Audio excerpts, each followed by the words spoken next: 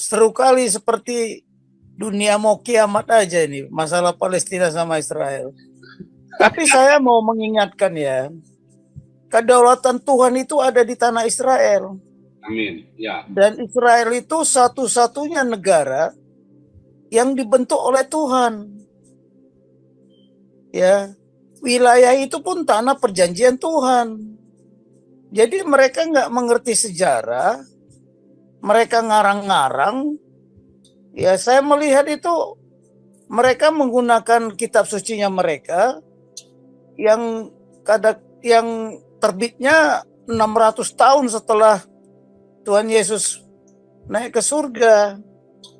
Jadi saya lihat kemarin itu, kalau mereka dia percaya akan Tuhan, itu orang tanah pemberian Tuhan kepada orang Israel.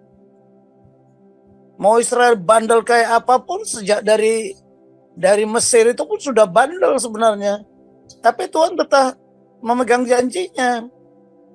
Ya kan, siapa yang mengutuk Israel akan saya kutuk. Siapa yang memberkati Israel akan diberkati. Jadi perang ini ya tidak akan ada habis-habisnya.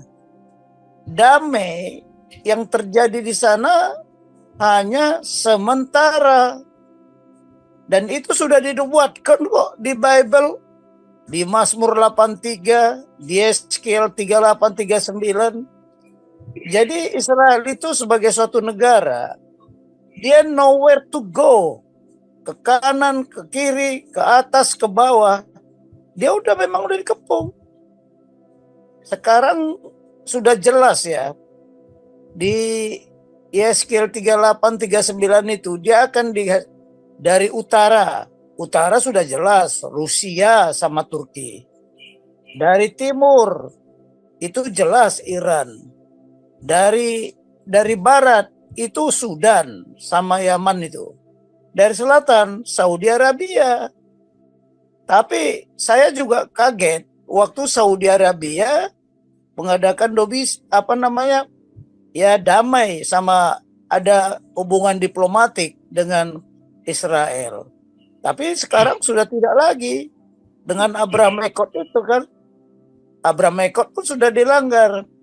Jadi beginilah, apakah benar Hamas teroris? Nah, kalau benar dia Hamas teroris, kan ada buktinya. Dia tidak mematuhi hukum perang itu ya. Setiap perang itu harus hukum perang itu kan harus dinyatakan. Jadi kedua belah pihak yang mau berperang itu harus diumumkan sebelumnya. Tapi cara-caranya Hamas itu udah cara-cara teroris. Teroris kan tidak pernah memberitahukan kapan dia mau bergerak. Nah, jadi kemarin saya lihat si Haikal sama si Madinah Alisera itu, dia bilang si Hamas itu bukan teroris. Betul. Padahal teroris itu ya itulah cara bergeraknya. Benar bahwa dalam perang itu ada prinsip mengejutkan, surprise ya, kemudian deception, prinsip-prinsipnya itu. Tetapi harus diumumkan. Ini bukan perang zaman dulu lagi. Nah, sekarang Israel itu melawan non-state actor. Kecuali presidennya Palestina, Mahmud Abbas, itu menyatakan perang. Jadi ini kesempatan Israel menghajar dia dengan aturan hukum perang. Jadi kalau menurut saya ya, kalau saya jadi Benjamin Netanyahu, inilah kesempatan. No, it's no or never. Hapuskan itu Hamas dari muka bumi itu. Itu. Jadi itu udah aturan. Israel kalau mau berperang, dia pegang aturan kok. Dia umumkan dulu. Seperti inilah, mau menyerang ke Gaza, kan dia beritahu dulu. Kalau orang nggak mau mengungsi dari sana, ya salah mereka. Jadi sekarang hak asasi manusia itu ya tergantung kepada aturan hukum perang. Kalau sudah dinyatakan perang, itu tidak ada lagi yang berkaitan dengan aturan perang. tidak ada lagi yang menyalahkan kalau dia melanggar aturan perang. Tetapi selama perang, kalau dia menangkap menangkap lawannya, itu tidak boleh diapa-apakan. Jadi kalau menurut saya, Israel sama Palestina ini kalau mau damai, ya mereka harus menyerahkan.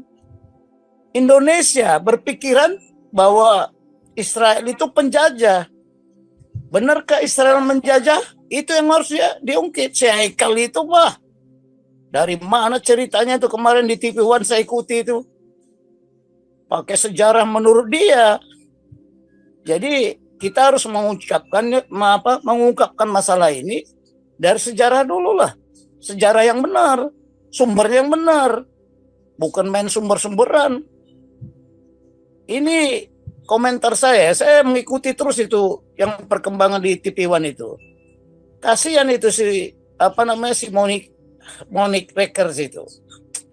Jadi waktu saya di TNI, saya bersama Kolonel Suimi itu menciptakan JPOI, JPOI, ya, Global Peace Operation Initiative.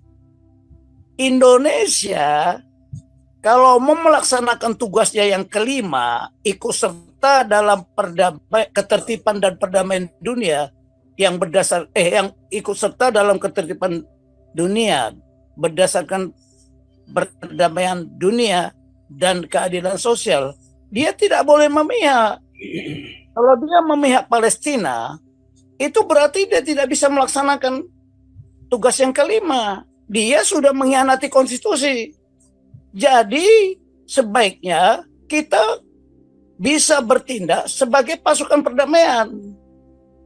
Itu makanya TNI sempat mengirim pasukan ke Libanon. Walaupun tadinya alot, ya saya waktu di Mabes TNI di staf operasi alot sekali supaya Indonesia bisa menjadi pasukan peacekeeping di Libanon. Israel tidak setuju. Tapi pendekatan kita ke pasukan Amerika, US Indo-PACOM, waktu itu masih US PACOM, akhirnya dengan lobby itu Indonesia bisa mengirimkan pasukannya. Ya. Itu dulu. Jadi kita kalau bisa sebagai pasukan pendamai bukan memihak. Inilah kesalahan pemerintahan kita. Satu lagi yang nggak sempat saya inisiatif ya. Inisiatif saya yang kedua, GDROI, Global Disaster Relief Operation Initiative. Karena dunia ini di samping JPOI ada lagi bencana. Nah, itu kan sudah dibuatkan. Bencana kelaparan, bencana apa macam-macam. Tapi kita belum sempat menyiapkan itu. Nah, itu harus multinasional. Tapi kalau JPOI itu, Global Peace Operation Initiative, itu kita siapkan. Makanya saya tahun 2029, saya menyarankan ke pimpinan supaya dibentuk Peacekeeping Center. Nah, bayangkan Indonesia baru 2009 baru mempunyai Peacekeeping Center. Jadi dulu saya kaget ketika saya ada di staf operasi, setiap Peacekeeping Center mau berangkat tugas ke luar negeri, saya harus tes mereka bersama orang-orang dari PBB. Jadi dengan itu kita ciptakanlah Peacekeeping Center di Sentul yang diresmikan oleh Presiden SBY dan Ban Ki-moon. Nah, harusnya kita orientasi kita fokus kepada JPOI. Bagaimana kita menjadi pasukan perdamaian, bukan membela satu negara. Indonesia ini udah kacau nih kalau saya lihat pemerintahannya. Jadi Peacekeeping Center yang ada di sana tahun 2009 baru diresmikan. 2009 atau 2010 itu. Saya masih jadi kepala pusat kajian. Nah, sekarang kalau begini, kita tidak bisa menjadi pasukan perdamaian. Ya, tidak bisa pasukan untuk mengirimkan pasukan perdamaian kalau yang bersengketa Israel. Pasti Israel tidak akan setuju. Itu loh. Nah, kejadian di Lebanon, hampir aja tentara Indonesia itu dihabisin, tau nggak? Karena apa? Karena melaksanakan doktrin TNI, yaitu pembinaan teritorial. Orang namanya peacekeeping tidak boleh menggunakan doktrinnya, harus menggunakan petunjuk PBB. Dia bangun masjid, bangun ini, bangun ini. Hampir dihajar sama Israel, tapi untunglah waktu itu tidak terjadi. Dan itu anaknya SBY lagi bertugas waktu itu. Saya sampai panggil itu sampai marah saya. Ngapain kalau menggunakan doktrin TNI? Pakai petunjuk apa yang diajarkan di PBB. Nah inilah, karena memang waktu itu pemberangkatan belum menggunakan peacekeeping center, karena peacekeeping center tidak ada. Indonesia itu angel. Saya beritahu aja lah, kenapa saya dulu mempelajari ya, kenapa peacekeeping center Indonesia nggak boleh, belum berdiri. Karena ada 3 institusi yang ribut. Menlu merasa dia yang berhak, kedua Menhan, ketiga TNI. Waktu itu PBB membantu Indonesia kurang lebih 2,5 juta dolar untuk mendirikan peacekeeping. Tapi karena keributan itu, rupanya tidak jadi. Malaysia sudah duluan di Port Dickson namanya. Jadi kalau persoalan Palestina ini, kalau kita mau masuk campur tangan di sana, kayaknya udah sulit Indonesia mau campur tangan. Ya, tapi kita pelajari dulu lah. Dulu itu kan tanahnya Israel semua. Tapi karena macam-macam penjajahan di sana, Mesir, Jordan, ya, termasuk Prancis juga campur tangan, Inggris campur tangan. Ya tanya kepada mereka lah, kenapa mereka kok lepas tangan? Sebenarnya penyelesaian ini saya nggak tahu juga caranya bagaimana. Tetapi yang terlibat dulu membagi-bagi tanah di Israel itu harus dilibatkan. Jangan dia diam, ya kan? Nah, sekarang kita lihat ada campur tangan Iran nggak? Ada campur tangan Rusia nggak? Ada campur tangan negara-negara lain terhadap Hamas. Hamas itu bukan Palestina loh ya. Kalau menurut saya, dia non-state actor. Karena dia bertindak bukan atas nama negara. Bertindak atas nama organisasi, apa namanya? Non-state actor lah, organisasi yang bukan negara. Jadi kalau sekarang dihabisin sama Netanyahu, ya wajar-wajar saja lah. Tapi si Haikal sama siapa Alisera itu, dia bilang bahwa mereka bukan teroris. Hampir semua negara-negara besar seperti Jepang, Amerika mengatakan dia teroris kok. Inggris juga mengatakan gitu. Bagaimana? Jadi kita posisikan dulu dia. Hamas itu apa sebenarnya? Siapa dia? Mengapa dia melakukan tindakan seperti ini? Wah, ini tragedi besar-besaran ini. Saya melihat anak-anak kecil nggak ada kepalanya udah, aduh, itu kalau tidak teroris siapa yang bisa sampai hati melakukan itu? Tentara suatu negara itu tidak dilatih untuk menjadi pejuang yang sangat bengis, kejam dan sadis, tidak ada itu dilatih. Tapi kalau teroris memang itu ajarannya, itu doktrinnya, ya kan? Apalagi menurut mereka ajarannya darahnya orang Israel itu halal, ya kan? Makanya sekarang ini mungkin kesempatan bagi Netanyahu untuk mensapu bersih lah, ya, sapu bersih semua orang di sana itu. Tapi dengan peringatan dulu supaya tidak melanggar hukum perang. Jadi hukum perang itu ada semuanya lah. Tadi si Raja Uti juga ngomong, itu hukum perang itu seperti menghadapi kombatan. Ya memang gereja apa tempat ibadah, ya, rumah sakit, sekolah. Tapi kalau di situ ada kombatan digunakan untuk sebagai sarana untuk perang, ya boleh-boleh saja. Buktinya apa? Ya, si Irak itu kemarin dulu nggak habis itu, biarpun istana katanya. Nah, itulah kelakuan perang. Tapi perang sekarang harusnya udah tidak biadab lagi seperti dulu. Nggak memberitahu kapan mau bertempur. Itu zaman dulu. Kalau zaman dengan siapapun harus diumumkan dulu. Ya, Israel saya kira sudah mematuhi itu. Jadi itulah komentar dari saya sementara ya. Jadi kita sampaikan bahwa kedaulatan Tuhan ada di tanah Israel. Bukan kedaulatan manusia. Si Haikal sama Ali Mardani itu coba diberitahu. Tanah perjanjian itu tanah siapa yang memberikan janjinya? Orang diberikan kepada Israel kok. Filistin yang sekarang itu bukan Palestina. Palestina yang sekarang itu bukan Filistin yang lalu. Filistin kan sudah habis waktu itu. Ya, jadi ini gara-gara, kalau nggak salah ini saya lupa juga. Oh ya, itu istilah Palestina itu siapa yang mengeluarkan?